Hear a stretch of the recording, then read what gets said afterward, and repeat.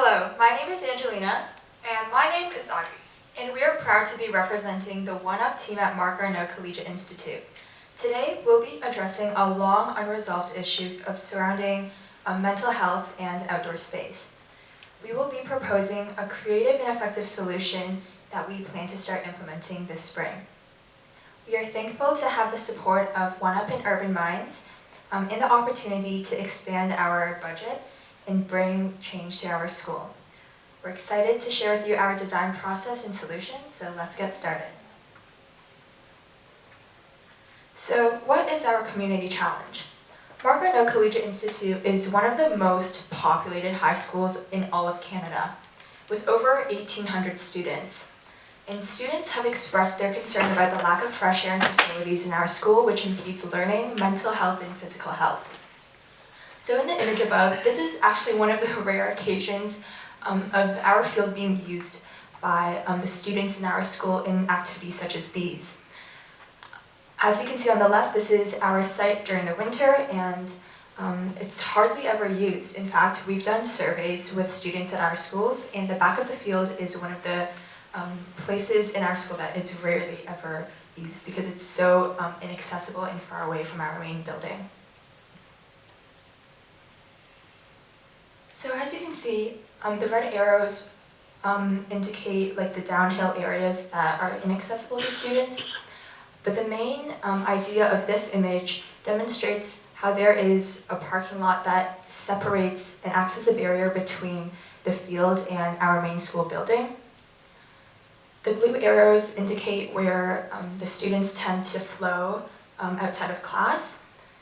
So when you go outside and step outside and you look at the backfield, you don't really see like a really spacious area. In fact, you see a parking lot and you see portables. And this kind of discourages people from visiting the back area. And our school is super stuffy and overpopulated. And our solution will try to bring people to migrate across and use our space in a much more effective way. So to compare, here are our neighbors, the Valley Park Middle School. And we really appreciate the design of their activity space. Their space is extremely integrated. In fact, you can see how it's the parking space that lines up with where there's traffic. In fact, for our school, instead of a parking space, that's where students congregate. And our parking school is more like between the backfield and our main building. So this kind of design, actually, it's much more integrated, and they have artwork, they have a basketball court, which we also do not have at our school. So, how might we improve the outdoor space at our school? By adding more usable activity space and also visually spicing up our field. So now let's evaluate the potential of our space. The yellowish-orange part shows the area that we are focusing on, and the red areas show the places that we might actually be using. So, how is the space currently being used? We have a bird feeder, some trees, but generally it's empty. Will any elevation in ground affect our design? There is a downward slope at the biggest red area being circled over there. And how might we work around elements of the space like the trees and the bird feeder? And finally, what is realistic to implement? So we can see which site elements are there and not there. There are the trees, the bird feeder, the grassy downhill area, and a fence that prevents students from going down the ravine. What's not there, however, is any seating for people to use, any activity space, or any shade or shelter during noon. So we really wanted to get our school involved with our solution. So we created an Instagram account, and we decided to survey the members of our school community.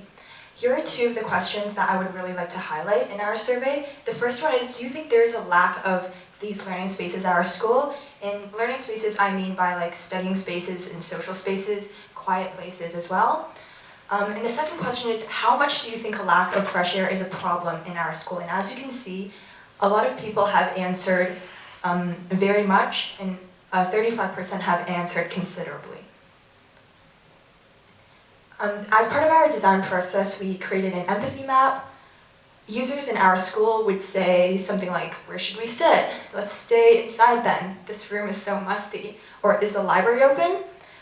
Users in our school would say, would sit in the hallway, stand in groups, or check if the library is open. They might think, "Where can I go for lunch today? Where's a place I can study quietly?" Or, "Oh no, the gym is full again." And the user might feel helpless, stressed, tired, and unproductive. Okay, sorry, you just reached the 5-minute mark. If you just want to have a sentence or two to wrap up. Okay. So, I did not realize the time. I'm so sorry. But we really need to get to our solution. So our proposed solution is a PVC dome in social studies space. So we want to use the dome as a central element to expand other solutions. So other solutions that are in high demand include like fitness bars or like a basketball court. But we feel like this, which is our inspiration, this is our solution. And some action items we would like to take to implement what you saw on the last slide include pitching our finalized idea to our principal, who is super supportive of tech and new designs. So now let's reevaluate our, Sorry, because we really need to wrap this Now up. we're reevaluating our space and implementing our design.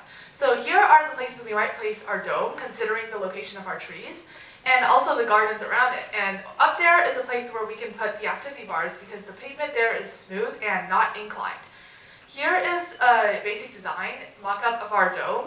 So as you can see, we have placed furniture for people to sit on, the bookshelf for the little library, wood flooring, and since our principal is very supportive of tech, we can get him to help us to implement Wi-Fi and electricity so people can actually study and also use an electric fan so they don't get too hot in the summer.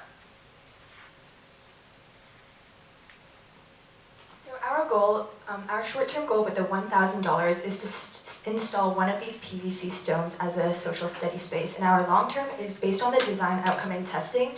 We would like to continue and integrate onto our space. So think of this one PVC dome as that magnet that spreads out our school population and creates a much more positive environment in our school. In fact, I would like to address that maybe one update to make to this empathy map is the fact that our school actually recently had an active gun threat, and we made it on the news as well. And just by the people around me, they have felt that our school is really chaotic, really crowded, and some people even say it's unsafe. We know that a design like this isn't going to change that overnight, but we feel like we really need to take action and create a positive change in our community. And this is why we were extremely motivated to come here today and share our idea. So here are some of the suppliers that we're looking into. So we don't have too much time to talk about go this. over this. But we have researched, and the suppliers that we have looked into would be realistic with the budget as well. And of course, finally to wrap this up, some challenges that we might face along the way include scheduling, the use of our PVC dome with classes and staff, monitoring, and funding. Thank you for listening. Sorry we went over time, but we are happy to answer any questions you have.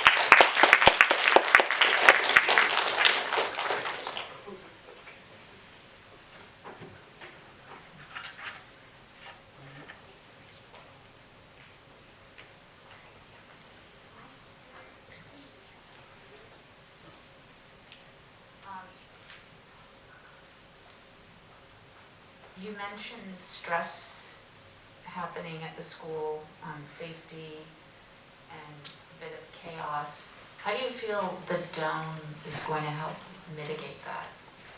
That's a really good question. So we feel like our space, we have a lot of space, but our school is overpopulated. And one solution that we're looking to implement is to try to kind of migrate our population and spread it to take advantage of the space we have. So we have a lot of unused space, a lot of greenery, and through our survey, people really find like there's a lack of quiet studying space, a lack of space to kind of like readdress their mental health, to take a moment and breathe, and just have some like peace and quiet. And we feel like just having this structure will make people more encouraged to go outside, a place where they can be like, oh hey, let's go to the dome, or let's go around the dome. Just like being around a place where there is a structure, I think that really helps.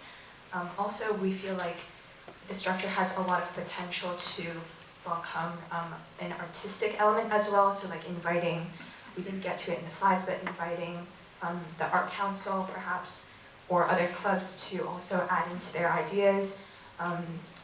We have a, Can you go back to the design slide now?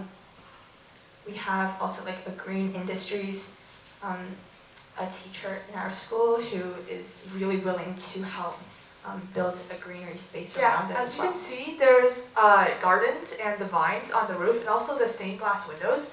So these are some of the ideas that we thought we could implement to visually spice up the space and make it so that it seems like it's a safe space for students where they can relax and also improve their mental health by just chilling in our domes. Thank you. Great presentation. Thank you. All right, I have a question.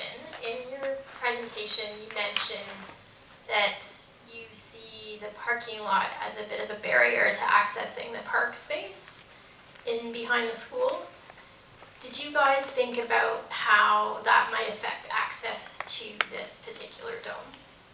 That's also a really good question. So it's not that the parking lot doesn't allow people to access the field. It's just, I feel like the environment, like the mood that it sets is just, you see a bunch of cars and then you see portables that kind of block this green space. And I think getting a message out there, hey, we have like really cool space behind these portables.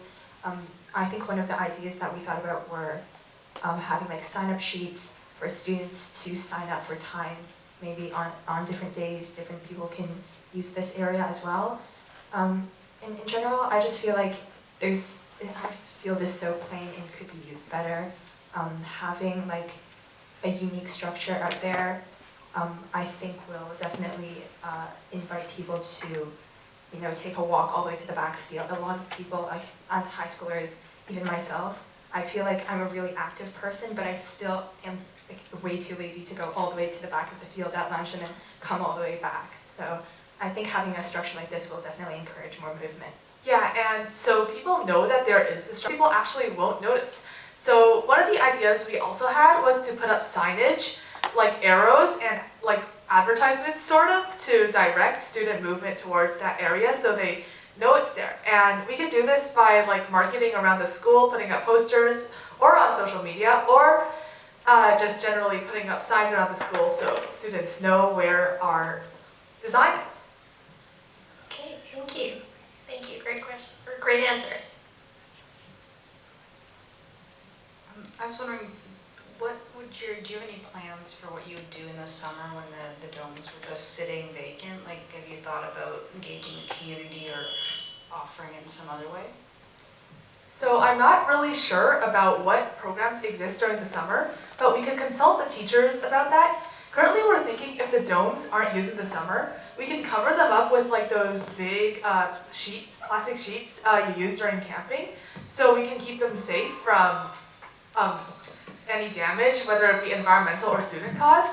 And if that might not be possible, we can always take down the domes because they are possible to take down. We can leave the wood flooring there, but we can take down the dome and also the furniture in it. So that could be a possible solution, or simply enough, we might put covering over it.